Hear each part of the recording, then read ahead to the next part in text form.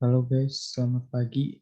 Kali ini saya ingin mempresentasikan suatu final project dari mata kuliah Marketing Manajemen, program studi Creative Partnership Universitas Bina Nusantara Bandung tahun 2022.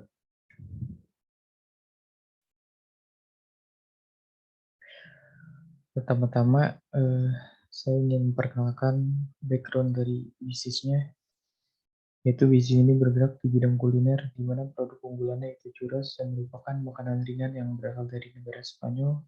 Organisasi strukturnya saya berperan sebagai owner sekaligus marketing di bisnis ini, sehingga peran saya sangat besar. Untuk visinya adalah menjadi salah satu merek terbesar di dunia dan memperkenalkan churros kepada semuanya seluruh dunia. Untuk misinya, menyediakan churros dengan bahan-bahan pilihan terbaik sehingga pelanggan menikmati dengan kebahagiaan dan kedamaian. Selanjutnya ini adalah organisasi strukturnya dan juga profil saya. Nama saya adalah Martinez Jumayaki. Saya berperan sebagai owner, marketing, dan finansial di bisnis ini. Untuk tahap selanjutnya, saya ingin membahas tentang empathize, yakni problem solving. Problem solving di daerah saya adalah langkahnya menuju ROS di Kota Karawang dan Rengas Dengklok, sehingga harus memaksa konsumen untuk pergi keluar kota dan membutuhkan biaya transportasi yang lebih mahal. Dan untuk solusinya adalah saya memberikan nuansa baru terhadap masyarakat di Kota Karawang dan Rengas Dengklok dengan menyediakan jurus dengan bahan baku yang berkualitas sehingga masyarakat Kota Karawang dan Rengas Dengklok tidak perlu pergi keluar kota untuk menikmati makanan ini. Selanjutnya, pada chapter kedua, saya ingin membahas tentang business environment dan market analysis. Kali ini saya ingin membahas tentang strength, weakness, opportunity, and threat analysis dari bisnis Euro ini. Untuk strength-nya adalah yang pertama harganya terjangkau, bahan berkualitas, gratis ongkos kirim, dan pelayanan tidak tinggi. Untuk weakness-nya, tidak memiliki varian menu, kekurangan tenaga kerja, tidak memiliki toko offline, keuntungan yang tipis. Untuk opportunity-nya, menumbuhkan loyalitas pelanggan, memberikan penawaran khusus, membangun hubungan dengan influencer, bangun kesadaran merek. Dan untuk trade-nya adalah kehilangan konsumen yang berharga, pesaing baru yang mengganggu, kenaikan harga bahan baku, dan pesaing memberikan nilai lebih. Selanjutnya saya ingin bahas tentang industri overview. Untuk di Indonesia, makanan yang berasal dari Eropa masih bisa dibilang terbatas sehingga kebanyakan berasal dari negara Jepang dan Cina. Untuk penemuan jurus di Amerika mengalami kenaikan setiap tahunnya sebesar 3%. Selama masa pandemi di Indonesia, industri makanan dan minuman tetap menunjukkan pertumbuhan meskipun mengalami fluktuasi. Lalu pada sektor industri makanan dan minuman tumbuh 3,49%, lebih tinggi dibandingkan triwulan sebelumnya yang sebesar 2,95%. Selain itu, untuk di industri ini juga menjadi salah satu sektor unggulan karena memberikan kontribusi sebesar 38,42% terhadap PDB pada tahun 2021 dan merupakan penyumbang terbesar sektor industri pengolahan non migas. Pada zaman teknologi atau 4.0 ini, industri ini mulai merambah ke digital sehingga sistem operasionalnya dapat dijalankan melalui teknologi dan dapat mendapat income melalui penjualan lewat lewat Gojek, Grab, dan Shopee. Untuk selanjutnya saya ingin membahas tentang pest analysis, yaitu political, economic, social, technological, legal, and environment. Untuk politikalnya sendiri, yaitu penetapan tarif pajak yang semakin besar oleh pemerintah dapat menyebabkan harga barang naik. Jika barang yang dijual nantinya menjadi mahal, maka akan menurunkan tingkat daya beli konsumen. Untuk ekonomiknya, minyak goreng yang semakin langka akhir-akhir ini mengakibatkan harga minyak goreng menjadi sangat mahal dan akan berdampak sangat negatif bagi usaha saya karena kurangan pasokan minyak goreng untuk membuat churros. Untuk faktor sosialnya, Indonesia saat ini sedang mengikuti tren barat di mana daya beli makanan penutup luar negeri seperti churros akan menjadi tren yang sangat bagus. Churros sangat cocok untuk lidah orang Indonesia yang suka jajanan manis. Untuk teknologikal, di era modern ini, teknologi sangat modern dan dapat membantu para pelaku bisnis untuk mempromosikan bisnisnya. Saya akan menggunakan teknologi ini untuk berkomunikasi langsung secara online dengan pelanggan yang dapat memesan produk saya melalui platform online seperti Gojek, ShopeeFood, dan Grab. Untuk faktor legalnya, usaha UMKM mendapat perlindungan dari pemerintah karena Indonesia sangat membutuhkan UMKM untuk bisa menjadi negara yang kuat secara ekonomi. Perlindungan UMKM telah diatur dengan baik melalui Undang-Undang Cipta Kerja dan PP nomor 7 tahun 2021, khususnya mengenai perlindungan hukum karena saat ini pemerintah pusat dan pemerintah daerah lebih memperhatikan pembiayaan bagi UMKM yang meminta bantuan dan pelayanan bantuan. Yang terakhir, environment atau lingkungan.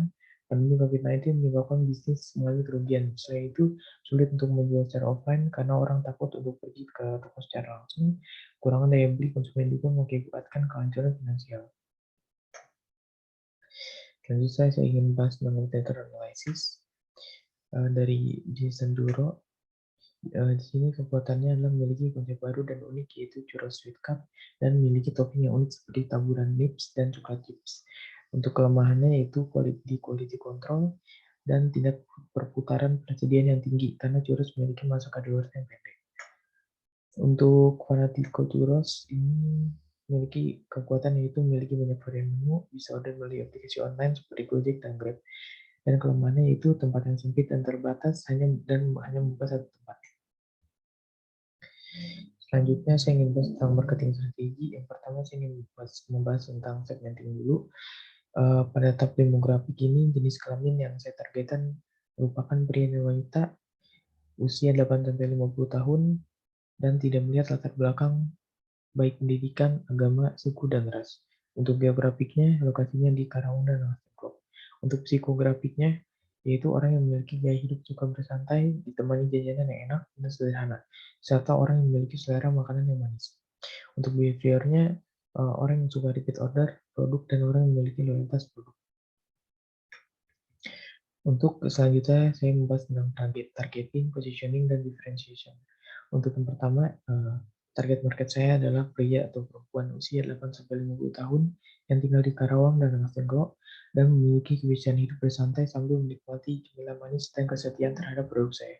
Untuk positioningnya, cemilan manis yang simpel, enak, dan terjangkau yang dapat menemani sarapan di pagi hari. Lalu yang terakhir ada differentiation, yaitu bisnisnya menggunakan bahan-bahan pilihan terbaik sehingga memberikan rasa yang sangat enak untuk dikonsumsi. Saya janjikan produk snack dengan rasa yang gurih dan beda dari yang lain, dan juga bahannya sangat aman untuk dikonsumsi.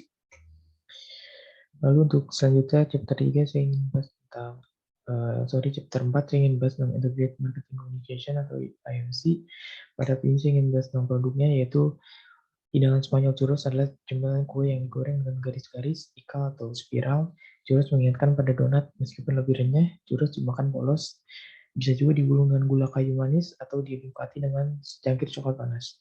Cemilan manis dan renyah yang tak tertahankan, churros adalah suguhan kue kering dalam bentuk stik, ikal, dan spiral. Churros agak mirip donat, meski lebih renyah. Garis-garis adonan mendapatkan bentuk khasnya karena adonan disalurkan melalui minyak panas langsung dan wadah atau kantong pipa dengan model berbentuk bintang. Churros dimakan apa adanya, dicelupkan ke dalam coklat panas atau bisa digulung dengan gula kayu manis. Lalu untuk price-nya sekitar satu porsi 20.000 dan mengikuti jika 2 porsi jadi 40.000 dan seterusnya. Dan pada tahap strategi penetapan harga ini saya memiliki berbagai jenis, yaitu penetapan harga berdasarkan pelanggan, penetapan harga berbasis biaya, dan penetapan harga berbasis persaingan. Namun penetapan harga produk untuk bisnis churros saya adalah penetapan harga berdasarkan biaya. Penetapan harga berdasarkan biaya adalah metode penetapan harga yang berdasarkan pada biaya produksi, manufaktur, dan distribusi suatu produk. Pada dasarnya, harga suatu produk ditentukan dengan menambahkan presentasi biaya produksi ke harga jual untuk mendapatkan sebuah keuntungan. Untuk selanjutnya, flash dan promotionnya, pada tahap ini Jolen akan mulai bisnisnya menggunakan media sosial. Proses distribusi adalah melalui distribusi langsung di mana tidak ada perantara yang terlibat untuk mencapai produk pelanggan. Penjualan langsung dipraktekkan di mana penjual akan mengkomunikasikan produk secara tatap muka kepada pembeli. Dengan melakukan semua ini, bisnis dapat menyampaikan pesan produk dan mencapai target pasar dengan lebih efisien. Selain itu, ini membantu bisnis mendapatkan kesadaran pelanggan dan meningkatkan penjualan yang akan membawa perusahaan lebih dekat ke tujuannya. Lalu ada promotion, produk bisnis Jolen dipromosikan secara offline dan online melalui penggunaan poster dan media sosial. Poster-poster tersebut disponsing online dengan Facebook, Twitter, dan Instagram dan akan dicetak untuk pajangan di dalam toko. Menggunakan media sosial untuk mengiklankan produk itu nyaman karena tidak memakan banyak biaya dan mudah menghubungkan bisnis dengan banyak pelanggan. Di sisi lain, poster offline atau cetak membantu bisnis dalam hal periklanan melalui signage yang melambangkan bahwa barang tersedia di daerah tersebut. Ini akan memungkinkan orang yang lewat untuk melihat bahwa produk tersebut ada di lokasi mereka saat ini. Selanjutnya, melalui penjualan langsung mempromosikan bisnis yang berbicara secara pribadi kepada pelanggan dan meminta masukan yang jujur mengenai produk. Apakah dianggap oleh perusahaan sebagai proses unik dari perikanan ke pasar? Untuk kesimpulannya yang terakhir, menurut saya potensi bisnis durian ke depannya akan memiliki peluang yang tinggi untuk meraih keuntungan tinggi. Hal ini didukung karena lokasi penjualan durian merupakan tempat yang jarang memiliki jajanan dan berasal dari Spanyol, yang tentunya akan memberikan suasana baru bagi konsumen di daerah ini karena mereka baru pertama kali melihat produk ini. Berdasarkan kesimpulan dari bab 3 dan bab 4 dapat dipahami dan sangat berkaitan langsung dengan potensi keberhasilan bisnis durian ke depannya. Pertama, karena target pasar produk saya sangat luas, jadi tentunya akan banyak konsumen yang bisa membeli produk saya. Selain itu, menjual produk di kota-kota seperti Karang dan Lok yang belum ada yang menjual curas akan memberikan dampak yang sangat positif bagi usaha saya karena tidak memiliki pesaing dan juga memberikan suasana baru bagi konsumen sehingga tertarik untuk mencobanya. Yang kedua adalah produk yang akan saya jual menggunakan bahan yang berkualitas, pelayanan yang baik, dan harga yang murah sehingga sangat membantu usaha saya untuk menarik banyak konsumen. Saya percaya bahwa menggunakan bahan-bahan berkualitas akan membantu produk saya laku di pasaran. Dan terakhir adalah melakukan saluran distribusi yang baik dan promosi akan membantu bisnis saya berkembang. Dengan menggunakan promosi online dan offline memiliki berbagai macam dampak positif. Promosi online dapat membantu produk untuk dikenal oleh masyarakat luas karena dengan menggunakan media sosial kita dapat menjangkau konsumen seluruh dunia. Dengan menggunakan promosi offline kita dapat menyampaikan pesan dari produk yang kita jual secara langsung sehingga pesan tersebut lebih tersampaikan kepada konsumen. Sekian saja presentasi dari bisnis saya. Terima kasih.